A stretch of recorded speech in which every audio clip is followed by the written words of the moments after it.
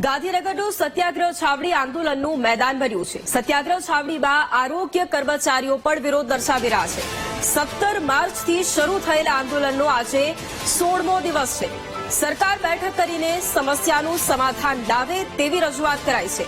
Technical grade pay લાગુ કરવાની આરોગ્ય કર્મચારીઓની માંગ છે અને માંગ પૂર્ણ નહીં થાય ત્યાં સુધી હડતાળ યથાવત રાખવાની ચીમકી ઉચ્ચારી છે।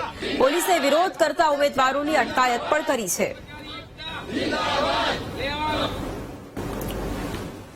માનनीय मुख्यमंत्री साहेब ने અને માનनीय श्री ઋષિકેશભાઈ પટેલ સાહેબ ને હું આ માધ્યમથી સંદેશો આપું છું કે અમારી જલ્દી બેઠક બોલાવો અને બેઠક બોલાવવા માટે હડતાલ સમેટો।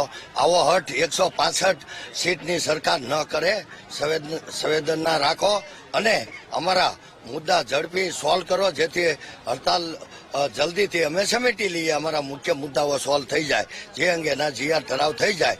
જ્યાં સુધી અમારા મુખ્ય મુદ્દાના જીઆર ઠરાવ નહીં થાય ત્યાં સુધી અમારી હડતાલ અવિરત શરૂ જ રહેવાની છે। સરકારને આવી હટ ન કરાય। અમે તો સામાન્ય કર્મચારી છીએ, અમે સરકારને નમાવવા નથી નીકળ્યા, અમે સરકારનો અહમ ગુમાવવા નથી નીકળ્યા। સરકારને આવો અહમ ન રખાય અને જલ્દીથી બેઠક આપી કર્મચારીઓ છીએ, હક માગવા આવ્યા છીએ।